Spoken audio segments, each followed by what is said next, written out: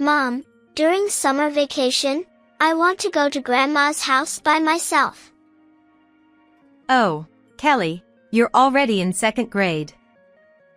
And soon you'll have a little brother. You want to be a big sister, huh? Yeah. I need to take a train and bus, right? I want to try going alone for the first time. I was a bit worried when Kelly mentioned her first errand using trains and buses to go to the neighboring state, but I didn't want to dampen her enthusiasm. So, I decided to trust my daughter and let her try. I'll contact Grandma, okay? Okay. Grandma in this context refers to my husband's mother, my mother-in-law. My own parents live far away and require a plane ride to visit, making it a bit too challenging for a first errand. So, I called my mother-in-law. Sorry to bother you. Kelly wants to try going to your place alone during this summer vacation. Would that be all right? My mother-in-law responded. Huh? Thinking my mother-in-law might not have heard me well, I repeated myself. Is it okay if Kelly comes to visit you during this summer vacation? To which my mother-in-law replied. You don't have to repeat it. I heard you. So, Kelly is coming. Understood. Well, it can't be helped. But just make sure she brings enough money for food. Huh? Money for food? I was surprised by my mother-in-law's response, and it made me anxious whether it would really be okay for Kelly to go alone during the summer vacation. I'm Natalie, a 35-year-old housewife. I used to work as a hairstylist, but I transitioned to being a full-time housewife when I became pregnant with my 2nd child. When Kelly was in my belly, I didn't suffer much from morning sickness and had a smooth pregnancy. However, this time around, the morning sickness is severe, and I've been advised by the doctor to take it easy due to some complications. We have a child, Kelly, who is in the 2nd grade. She's a very cheerful and caring girl. If I'm lying down due to morning sickness, she'll fold the laundry in my place. It may be a bit messy, but her gesture makes me happy. And there's another member of the family still inside my belly. I was approaching my due date. It could happen any time now. It would be ideal if the birth and hospital stay were over while Kelly is at Grandma's house during this summer vacation. I know it's selfish of me to think like this. Babies have their own timing, don't they? I whispered to my belly. Kelly is earnestly packing her belongings. Her backpack is filled with toys. Kelly, if you bring only toys, you won't have room for clothes. Oh, you're right. Realizing it, Kelly quickly took out some toys. It's adorable how she acts. Ah, I remembered what my mother-in-law said. Make sure she brings enough money for food. Surely, she didn't mean it seriously. I've never heard of grandparents charging money when their grandchildren come to visit. But just in case, I gave Kelly an envelope with $300 inside, saying, "Keep this money with you just in case. But remember, don't spend it. It's like a lucky charm." Kelly replied, Okay. I won't use it. And tucked it away at the bottom of her backpack. As the end of summer vacation approached, I received news that Kelly would be coming home, and I eagerly welcomed her at the front door. Before the doorbell even finished ringing, I opened the door. Kelly. But to my surprise, Kelly burst into tears the moment she saw my face. Mom. Kelly looked painfully thin and pale. Mom, I missed you. Kelly, what happened? Did something happen at Grandma's? Kelly started to talk slowly about what had happened at her grandmother's house. As I listened, I was shocked by Kelly's story, and then a wave of anger started to build inside me. My daughter was feeling nervous as she boarded the train. It was her first long trip alone. She felt like she was becoming a big sister already. Since she would soon actually become one, she was filled with determination to do her best. After transferring trains and buses, she finally arrived at her grandmother's house. Mom said my grandma would welcome me, but no one's here. Despite her confusion, she tried to enter the house. She heard a baby crying from inside. Excitedly, my daughter realized there was a baby inside and hurried into the house. There, my sister-in-law had returned home for the birth, and there was a newborn baby. Baby. Oh, you're here. Can't you even say hello? I wonder what kind of education you've had. My mother-in-law held the baby while saying that to Kelly. I'm sorry, Grandma. Hello. Nice to meet you. Kelly bowed deeply to greet her again and then approached the baby. We'll have a cute baby like this at our house soon too. Kelly was excited. However, my mother-in-law said to Kelly, Hey, don't come near. You are dirty. Babies aren't yet resistant to germs. She didn't show the baby to her. I left some things you'll need in the attic, so stay there. Kelly said. Okay. And climbed the narrow, dark stairs leading to the attic. In the room prepared by my mother-in-law, there was only a thin bed mattress and pillow. There was no electricity, and the darkness was still frightening for Kelly, who had never slept alone before. She became extremely anxious. Can I really sleep here? I'm scared. After putting away her belongings, Kelly returned to the living room. It seemed like neither my mother-in-law nor my sister-in-law even noticed her, as they were completely ignoring her. They were busy playing with the baby. When the baby started crying, my mother-in-law said to Kelly, You, go prepare the milk over there. Given such a demand, Kelly wouldn't have known what to do. As she panicked, my sister-in-law pushed her. Useless child. You've been spoiled, haven't you? Kelly felt like crying, but she held back her tears at that moment. There's a baby right in front of me. I'm going to be a big sister soon. I need to be strong too, she thought, desperately enduring with her small heart.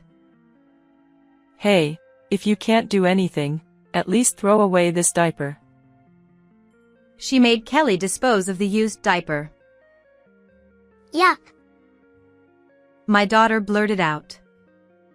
Well, kids are honest, after all. This upset my mother-in-law and sister-in-law even more, and they began bullying Kelly again. Grandma, I'm hungry. Huh? Don't you have food expenses? What's food expense? Didn't you bring any? Yes, I had told Kelly not to use this money for anything and had given her $300 for food expenses. Kelly took it earnestly, believing that she mustn't use this money, and didn't give it to my mother-in-law. What kind of mother is your mother? We don't have the luxury to take care of you for free. We've got a baby to take care of. Kelly didn't fully understand what my mother-in-law was saying, but she could sense that she wasn't being welcomed. Then, there's milk over there, right? Go ahead and drink that milk. My mother-in-law pointed to a bottle of milk prepared for the baby. Kelly was surprised and asked, Am I supposed to drink the milk? How many times do I have to tell you? Powdered milk is nutritious. Besides, it's quite expensive. Just be grateful you're getting it for free. While scolding Kelly, my mother-in-law talked to the baby she was holding, saying, You shouldn't become this kind of big sister. Kelly reluctantly drank the milk from the bottle. It was powdered milk meant for the baby. The taste was bland and powdery. Grandma, it doesn't taste good. Such a noisy child, aren't you? Your mother didn't teach you anything. If you don't like it, you don't have to drink it. But there's nothing else for you to eat here. Kelly had hoped to be warmly welcomed by her grandmother, so this treatment was painful and heartbreaking for her. She was starving. Not knowing what to do, Kelly picked up the phone to call us. She dialed the home phone number she remembered. However, my mother-in-law arrived and hung up the phone. Are you telling your mother? I'm the one taking care of you. And yet, you're so ungrateful. If you call your mother now, she'll surely worry. It might even affect the baby in her belly. She might worry too much and that could kill the baby. After hearing that, Kelly thought, I can't let anything happen to Mom. I can't let anything happen to the baby. I have to do my best. With that in mind, she couldn't even contact home. After that, my mother-in-law continued to exploit Kelly. You're the one who said you wanted to come here for summer vacation, right? Then you have to take responsibility and stay here until the end. My mother-in-law said to little Kelly with a faint smile. From then on, my mother-in-law continued to exploit Kelly. Hey, you. I'm going to bathe the baby now, so go heat up some water. This is also something you need to do to become a big sister. For Kelly, being spoken to like that made her feel vulnerable. Nevertheless, she went ahead and heated up the water as she was told. It was extremely heavy, and she almost dropped it, but she managed to carry it with all her might. She repeated to herself like a mantra. This is also something I need to do to become a big sister. My mother-in-law tried to put the baby in the water Kelly had heated. Time for a bath. Wait a moment. Isn't this too hot? Do you want to burn the baby? If that happens, your brother will also get burned. You should check it properly with your own hands first. Saying that, the mother-in-law spilled the hot water that Kelly had heated. It's hot. Grandma, it's hot. See? Do you understand now? You were using this on the baby. The baby's skin is thinner than yours. You could have caused a serious burn. What a foolish child you are. Kelly ran up to the attic, soaking wet, and cried alone. I want to go home. Mom, I want to go home. It seems Kelly cried every day. I had no idea about any of this. I had been worried that she might become so attached to my mother-in-law that she wouldn't want to come home anymore. I never imagined she would be treated like this. Kelly's meals consisted of milk from a bottle for breakfast, lunch, and dinner. Since you'll also have a baby coming, it's better for you to check what the baby is drinking. Eventually, my mother-in-law even made Kelly change diapers. Kelly held her nose and changed the diapers as told. I'm sure this practice will be useful for your baby brother too. It was always about your baby brother whenever something was mentioned. Kelly, who had eagerly awaited the baby's arrival, was spurred on by those words and worked hard. Meanwhile, my mother-in-law and sister-in-law delegated everything to Kelly. while they enjoyed watching TV together or playing with the baby when it was in a good mood. Kelly watched from afar, wishing she could join in the fun too. Despite feeling hungry, she only had milk. Kelly rapidly lost weight. Growing Kelly sometimes couldn't sleep due to hunger. During such times, she secretly sneaked to the refrigerator. Inside the fridge, there were plenty of delicious-looking dishes. Kelly hurriedly grabbed some of the food and ate it in the dark corner of the kitchen as if she were possessed. It was then that the baby began to cry. It's time for milk.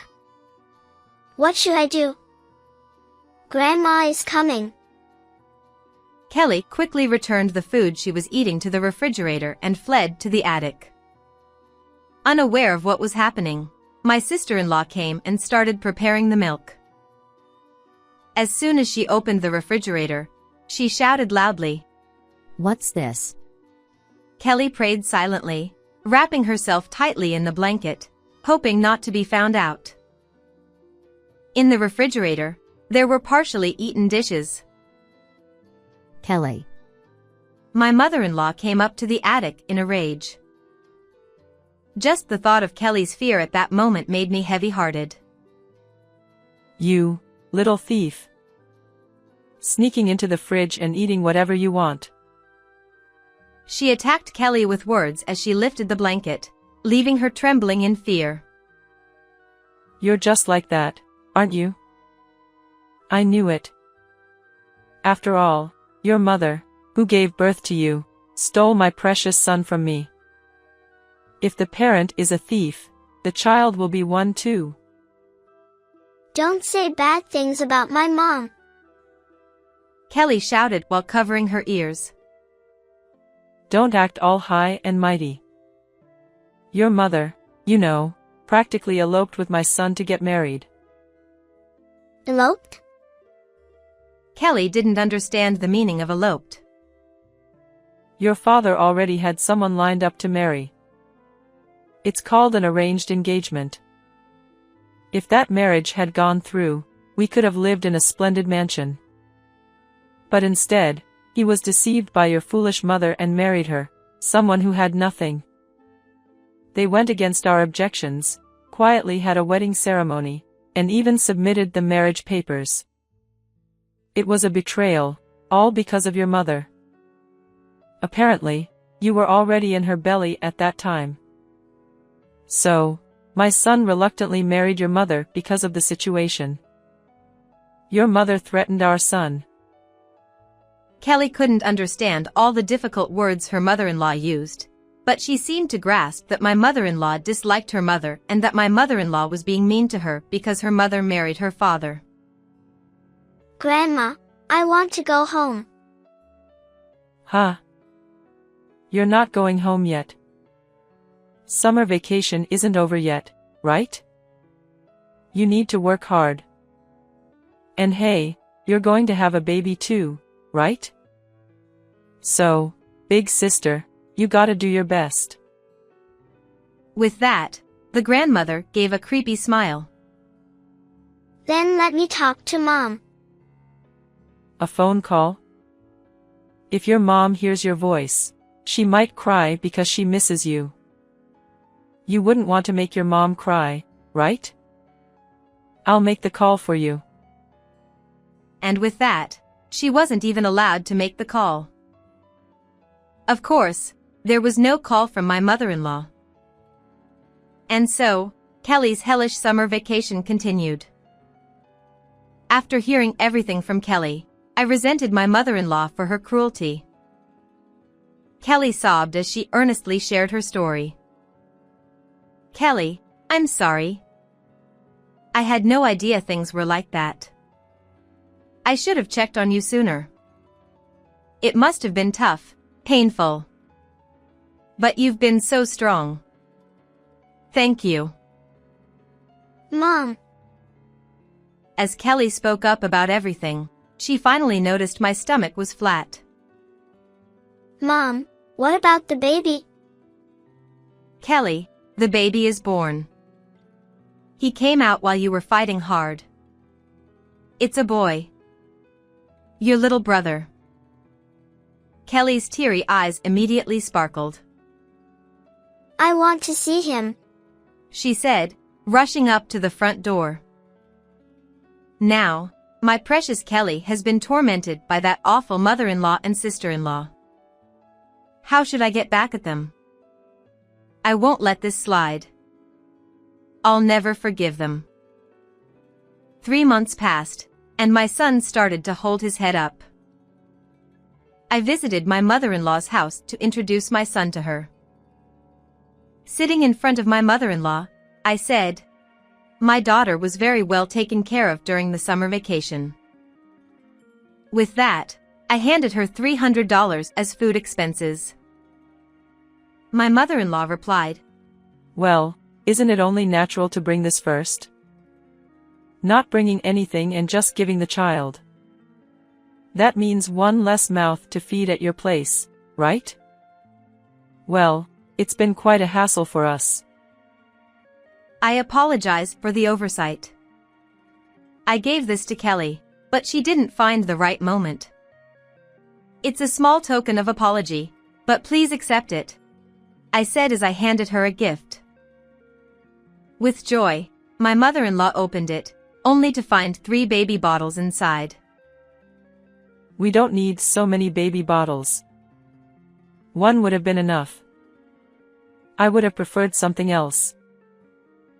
No, these baby bottles are for you and your daughter. Huh? Then, I proceeded to give her some cookies. These are cookies, right? Yes, they're cookies made with 100% powdered milk. What are you up to? Then I silently went to the refrigerator and threw away all the groceries. What do you think you're doing? She panicked. Have you gone mad? She desperately tried to stop me. I said, "It seems you've been giving powdered milk to my daughter, using a baby bottle." I heard it all from her. It seemed like you were taking good care of her, so I wanted to express my gratitude. Gratitude? How is this expressing gratitude? It seems you said powdered milk was very nutritious and you only gave it to my daughter and nothing else. I wanted to offer this highly nutritious food to you and my sister-in-law to become healthy and strong. So I prepared bottles for everyone. And if you have powdered milk, you don't need anything else to eat, right? That's why I disposed of everything else. Are you sure you're in your right mind? Of course. I am Kelly's mother. Enough. What are you accusing me of? And anyway, your daughter wasn't adorable to begin with. It was you who ruined the engagement that was already settled, wasn't it? No, that's not true. It was actually your son who called off the engagement. He personally made the call to decline. Perhaps you misunderstood? What did you say? It was your son's decision. Initially, I intended to raise Kelly on my own. But then your son begged me not to leave him.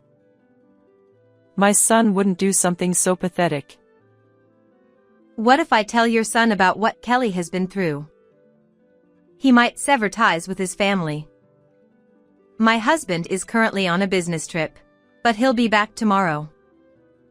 I intend to tell him everything. Mother-in-law really adored her husband. So, when she heard that my husband was going to marry me, she was truly furious. The person she had in mind for her son to marry was someone she got along with very well and who agreed to live with them. If her son married that person, he wouldn't have to leave them. She was desperate for that marriage to happen. But her son rebelled against his parents for the first time. I have someone I love. That person is carrying my child. I insisted on marrying her. Saying this and he left home as if he were running away. It was a tremendous shock for my mother-in-law. She felt like I took her son away from her. That her granddaughter took her son away. Because of that, she couldn't forgive me or Kelly, who shares my blood. Hearing that only Kelly was coming this time, she apparently saw it as an opportunity to bully her thoroughly. She's truly a despicable person. To unleash her selfish hatred even on a small child. Well then, I'm gonna leave now. Please make sure to drink powdered milk from the bottle and stay healthy. Goodbye. With that, I left my mother-in-law's house.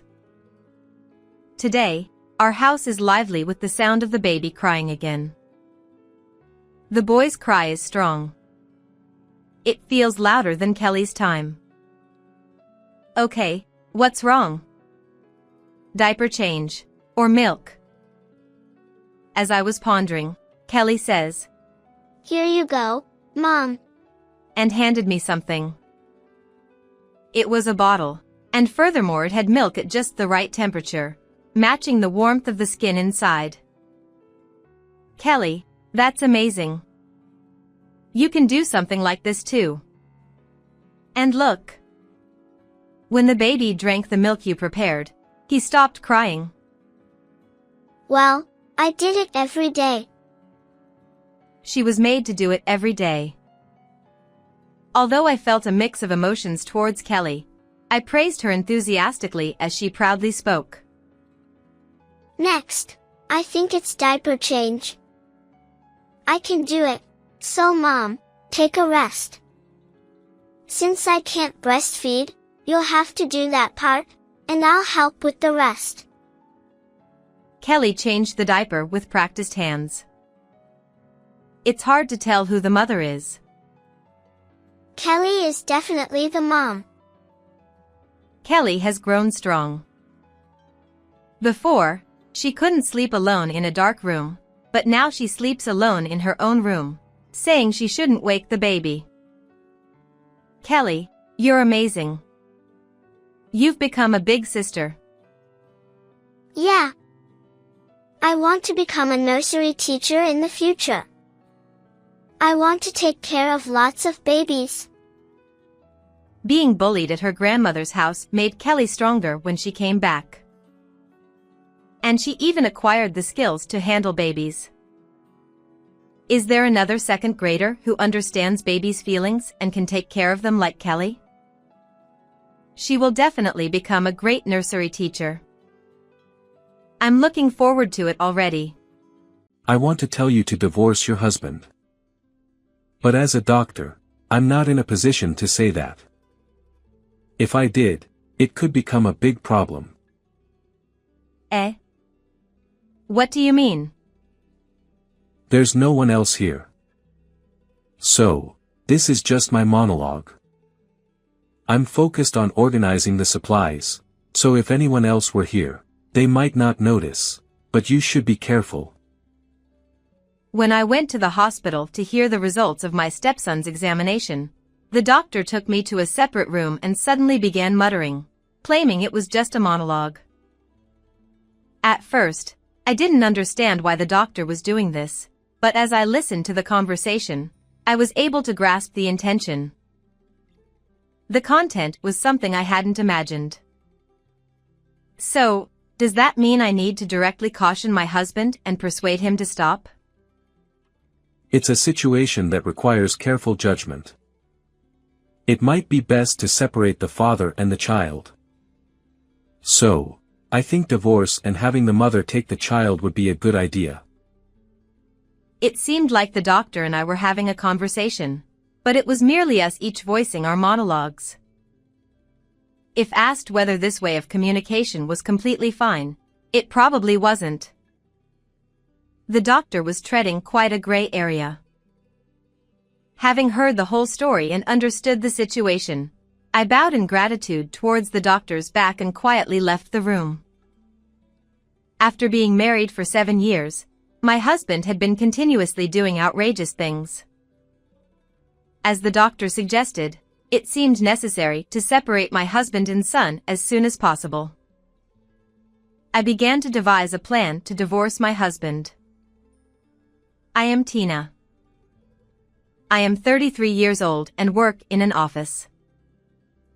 My husband, Tobias, is 2 years older and works in a restaurant. We married 2 years ago, and I haven't experienced childbirth yet. Therefore, I should be seriously considering having children at my age. However, both my husband and I think it might be better not to have children anymore. This doesn't mean we don't want children. We already have a 5-year-old son named Blue. Well then, take care of Blue. Ah, have a good day. Hey, Blue, aren't you going to say goodbye to Mom? Goodbye. Good luck with work today. As my son waved goodbye to me while scattering crumbs of toast on the table, and my husband busily wiped up the crumbs with a cloth, I always felt my heart warmed by this scene before heading to work. Even though we've been married for 2 years, the son is 5 years old because my husband is a divorced man, and the son is his child from a previous marriage.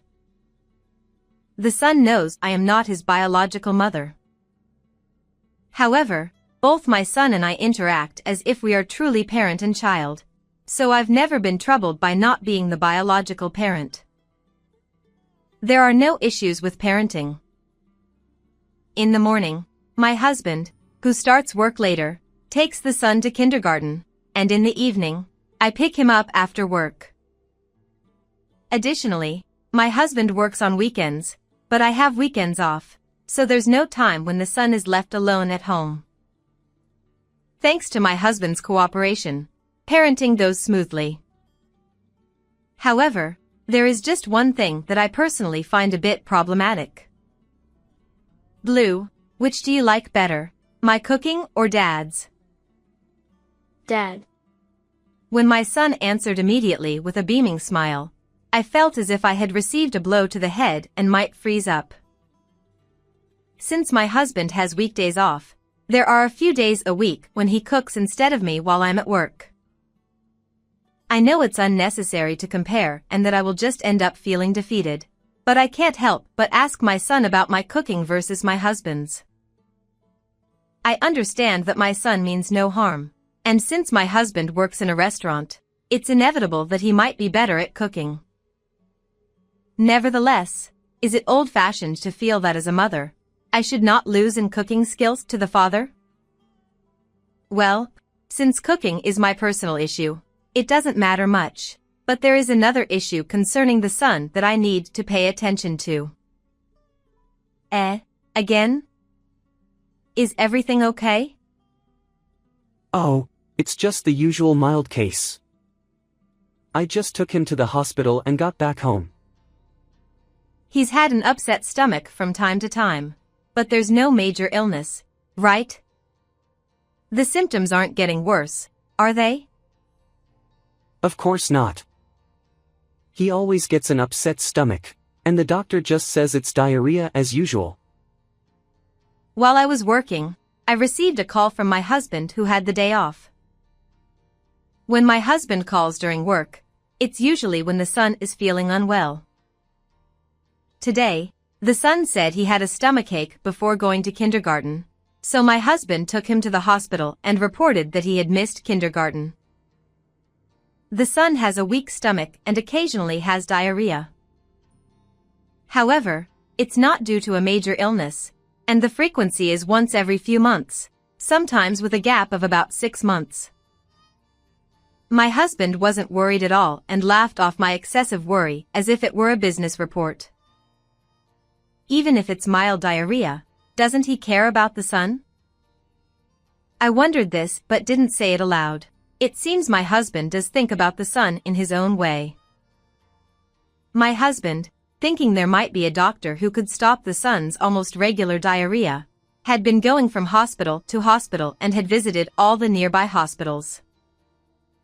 But everywhere he went, the diagnosis was just diarrhea, and the doctors had said that as the son grows and becomes stronger, the diarrhea might stop. So, he settled on the current hospital. This flow might be why my husband doesn't worry much about the son. 5 years later, the son turned 10 years old. As my husband said, the son occasionally gets an upset stomach but hasn't developed a serious illness and has grown up healthy. I'm home. Hurry up with lunch. Don't rush so much. You just got back, right? I have a promise to meet up right after lunch. Hurry up. We'll be late. Okay. One Sunday, the son, who had been out since the morning, came home just to eat lunch. He seemed eager to finish lunch quickly and leave, sitting at the dining table and urging me like a desperate food fighter racing against the clock. Thanks for the meal. I'm off. After quickly shoveling the pasta I made into his stomach, the son tossed his fork onto the plate and rushed out of the house. Seeing my energetic son, I realized I had been worrying unnecessarily. However, I should have reflected and regretted that it was unnatural for my overly energetic son to regularly have an upset stomach. One day, I received a call from my husband while I was working. Since it was during work, I expected the usual content, but this time there was something different. It seems this diarrhea is quite severe. He's been complaining of a lot of stomach pain. Is it okay? Could there be a major illness detected? No. It's not that bad. Usually, his stomach settles within a day, but this time, we've been told we need to observe him for a few days. You're still such a worrywart. But the symptoms are worse than usual, right? Even if it's worse, it's still just diarrhea. The doctor said it might be because it's winter and he's weakened by the cold. I was laughed at by my husband again for worrying about the son's condition. Doesn't he worry even though the symptoms are worse than usual? I thought this, but today, my husband took time off from work to take the son to the hospital and stayed home from work. So it's not that he doesn't worry at all. Rather, I should be grateful for his response. Moreover, as my husband heard from the doctor, the son's condition improved in 2 days. It seemed my worry was once again unnecessary. However, 3 months later, the son's stomach issues flared up again. It's nighttime, but he seems to be in a lot of pain, so I'll take him to the hospital. At night and on weekends, it's always my responsibility to take him. On weekdays, I rely on you, so let me handle this. Today was a weekday, and my husband had the day off from work. The rule between us is that if my husband cooks dinner, I do the dishes. After dinner, and after I had started doing the dishes, the son complained of stomach issues again. It seemed a bit worse this time, similar to before. I put the son, who was walking bent over in pain, into the car and rushed to the hospital. But no matter how fast I went, what the doctor said would be the same as usual. It's diarrhea. I'll give you the usual medicine. Although I take the son to the hospital occasionally, the diagnosis is always the same. My husband, who takes the son to the hospital more often than I do, is probably tired of hearing it. It's understandable that my husband laughs at my worries about the son. However, this time, the doctor said something a bit different. There's something concerning, so shall we do a more detailed examination today? Hearing examination, my anxiety swelled like a balloon. Is my son suffering from some major illness after all? This examination is to find out. I couldn't refuse the doctor's recommendation for an examination. The son had to undergo blood tests, urine tests, and several other examinations.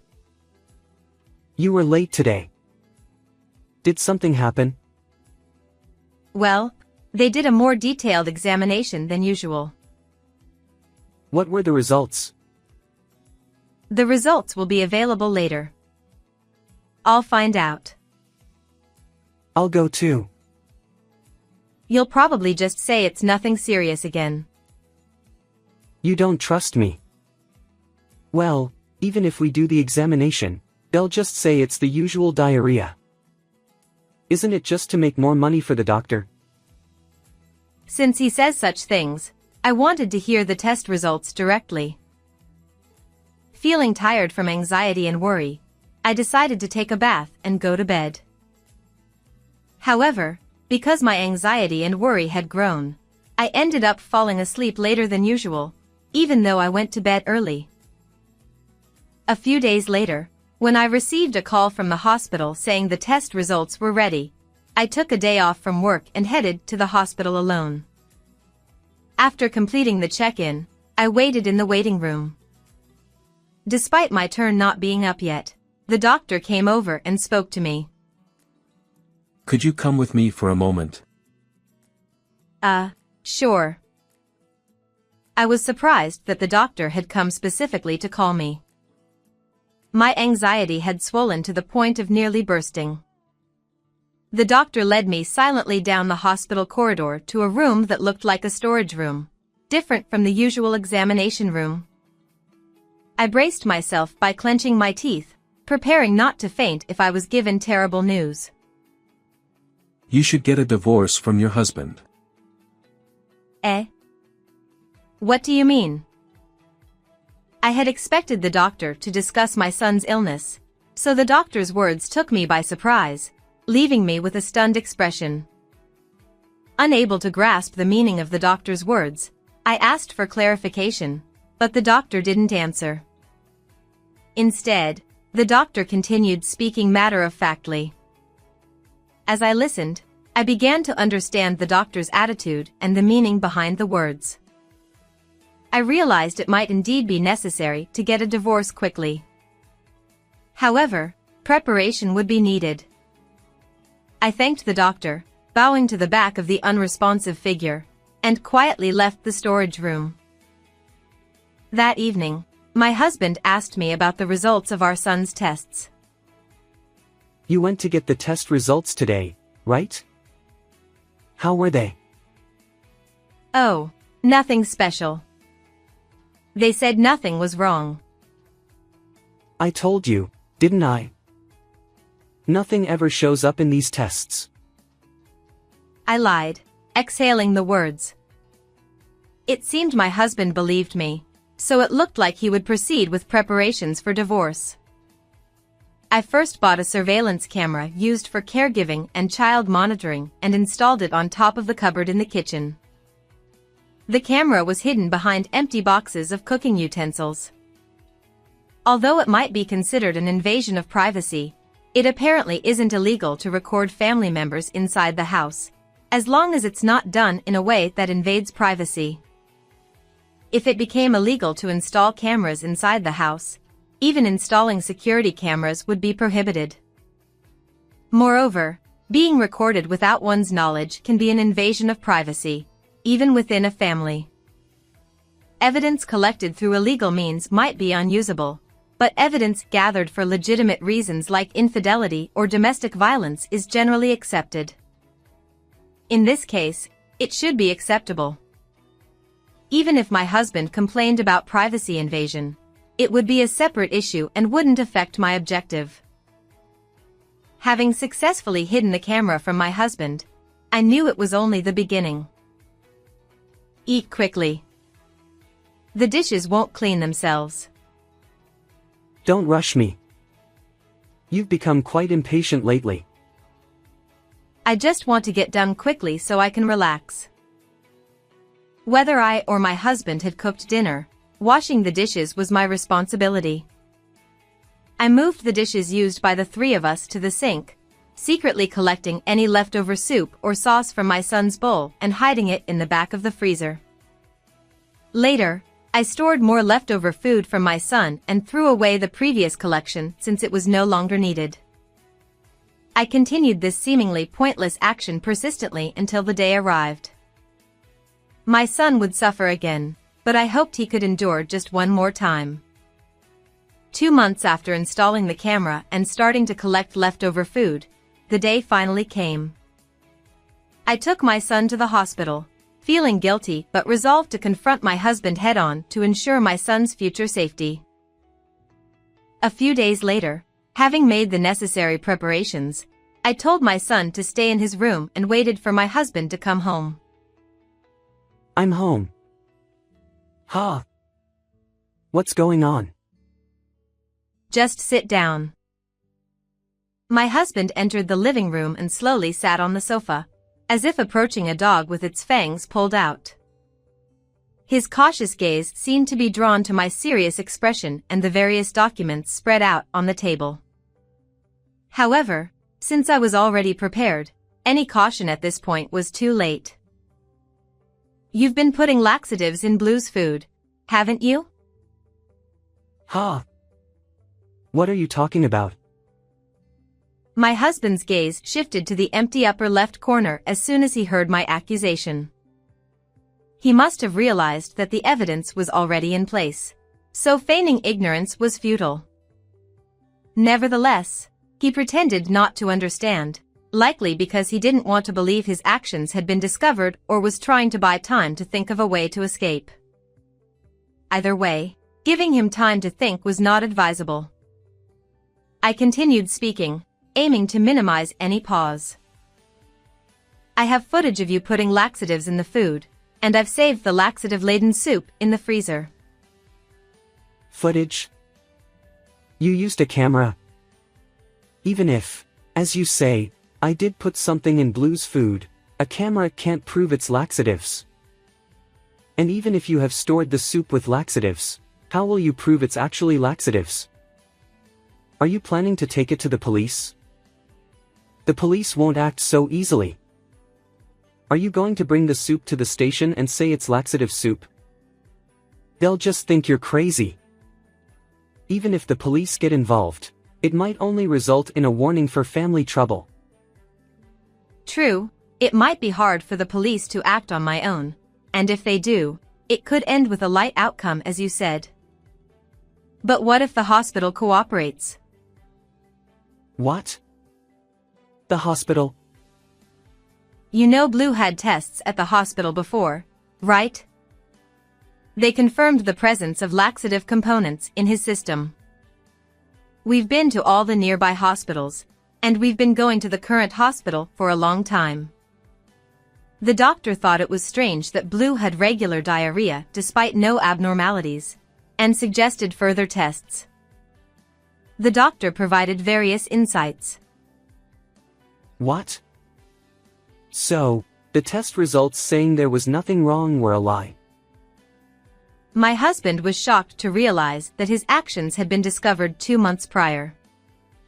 His gaze returned from the empty upper left corner to my face, and he looked surprised and slightly anxious, unsure of how I would confront him. I had first learned about my son's test results when the doctor took me to the storage room. That was when the plan began. The doctor, upon entering the storage room with me, turned his back to me as if ignoring me, and began organizing the neatly arranged supplies even further. This area is restricted to authorized personnel, and there shouldn't be anyone else around, so I can focus on organizing supplies. What do you mean, doctor? I want to tell you that you should get a divorce from your husband, but as a doctor, I'm not in a position to say that. If I did, it would cause a major problem. Eh?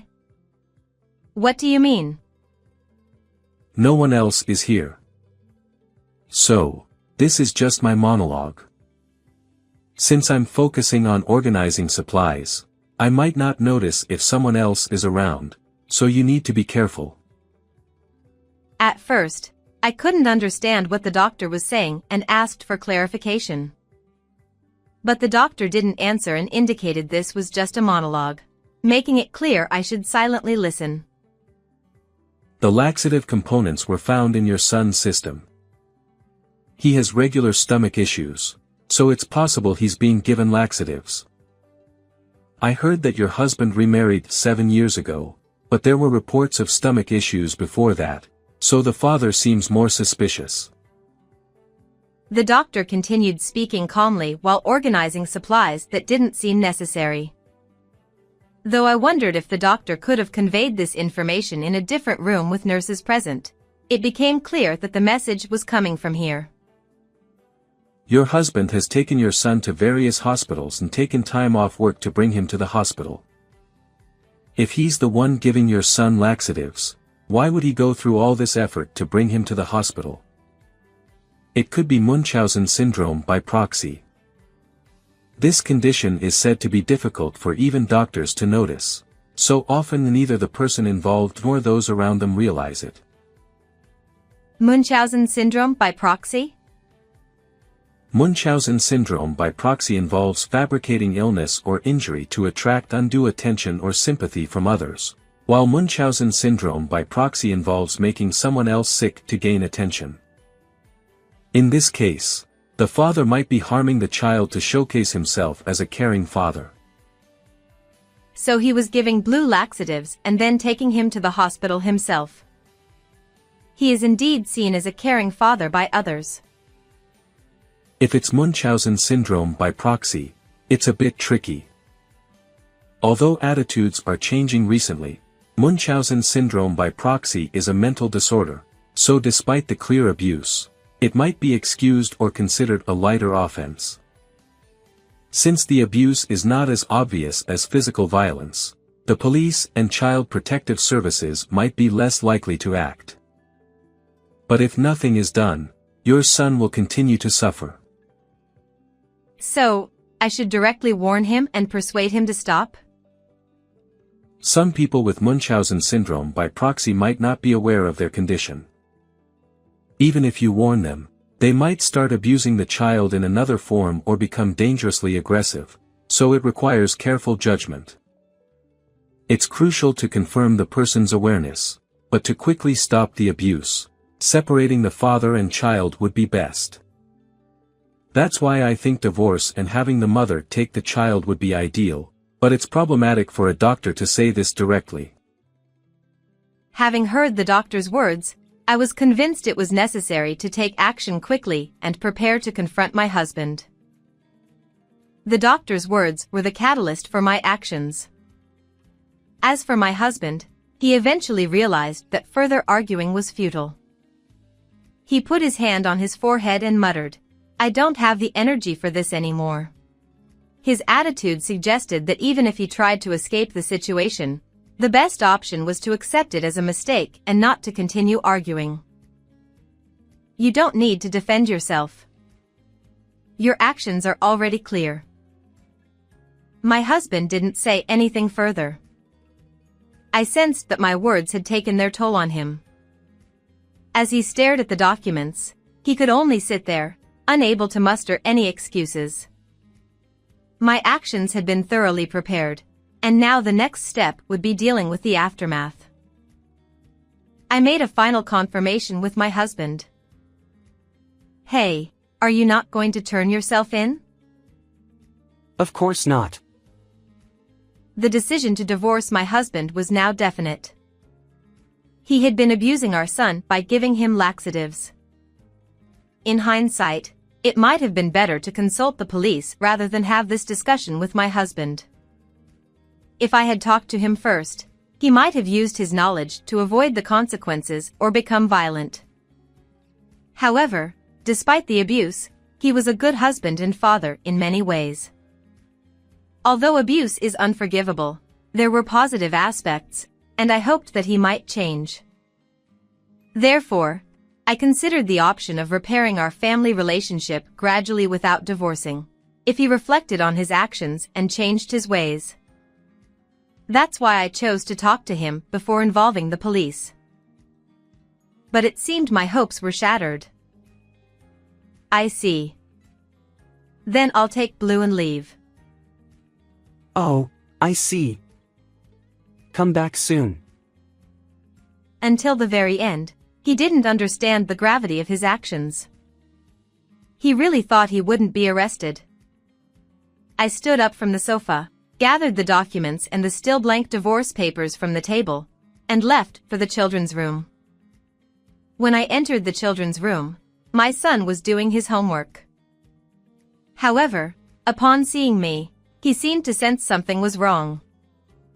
Even at 10, while he might not understand all the details, he could sense that something serious was happening. I had him pack the things he needed for school the next day into his backpack and quickly left the house, escaping with him. A week later, my son and I returned home. My husband had been arrested and temporarily moved out of the house. During that time, my son and I moved back, and my husband rented a cheap apartment to live alone. Given the situation, he should finally understand how serious his actions were. I went to my husband's room to continue our conversation from a week ago. You were right. I never expected to be arrested for assault. With that much evidence, it was bound to happen. I heard you were quite panicked after being caught. When you talked to the police, you lied continuously instead of speaking honestly like you did with me, didn't you? It's truly pathetic. Why did you do such things to Blue? When I divorced my previous wife and took Blue in, people would say, "It must be tough for a single man. You're doing great." It made me happy. So, you started doing those things just to get more praise from others. If Blue had occasional stomach issues, it could be blamed on a weak stomach. What a way to think. Even your active involvement in household chores and parenting seems to have been about seeking praise. Why has Blue's condition worsened recently? Did you increase the amount of laxatives? Oh, as Blue grew, the laxatives stopped working, so I gradually increased the amount. There were times when there was a gap of about 6 months, right? That was when the usual amount wasn't making Blue's stomach upset anymore. I'd increase the amount at such times. Recently, it wasn't working as well, so I might have increased it a bit too much, causing more severe stomach issues. I was so shocked by his words that I was left speechless. It seemed he had really been harming his child just to attract attention from others. Since it's my first offense, I'll get probation, right? I'll change my attitude from now on. So, won't you forgive me? I would have liked to hear that a week ago. Unfortunately, it's too late now. I've brought the divorce papers, so please fill them out. I see, I understand. I came today to inform you of the divorce, but I'll leave the rest to the lawyer. Goodbye. My husband finally showed a serious face, reflecting on his actions. Perhaps he would no longer abuse our son. However, it was too late for that. I left him, still in Siza position, staring at the divorce papers, and went home. A few days later, I submitted the completed divorce papers from my husband. I was worried about gaining custody since my son was my ex-husband's child, but there were no issues, and I was able to take custody. As for my ex-husband, he received a probationary sentence due to it being his first offense and showing remorse. Therefore, he was not sent to prison. I asked him to move far away, as I didn't want him to see my son. While it wasn't mandatory for him to comply, he seemed to agree it was better for our son, and it seemed he had already been preparing to move even before my request. I knew where he had moved but was unaware of his daily life. Since he sends the child support payments regularly, he must be working seriously. I believe he now regrets his actions because he has become more serious. It was probably easier for him to stay carefree and not consider the weight of his actions. I have no regrets about divorcing him. I still can't forgive him for abusing our son. But while I don't regret the divorce, I now face another problem. whether to tell my son the real reason for the divorce. I had initially told him it was due to incompatibility, and 2 years had passed since then. As my son is about to enter middle school, I decided to tell him the truth. So that's what happened. That's why my stomach got better after Dad left. Back then, my stomach hurt so much. It was really tough. Thinking about it now makes me so angry. I had thought my son would be sad upon learning he had been abused, but he seemed to direct his anger toward his father. It seemed I had been unnecessarily worried. While it might not be ideal for him to have such negative feelings about his father, it's better than being saddened. If he ever feels hurt about his father in the future, I'll do my best to support him. However, he is so energetic now that I doubt that will be necessary. Instead, I find myself receiving strength and support from him. Not wanting to be a mother who solely relies on her child, I am preparing for his entry into middle school, striving to be a better mother. How did you find this story? Please remember to subscribe as well. See you in the next video.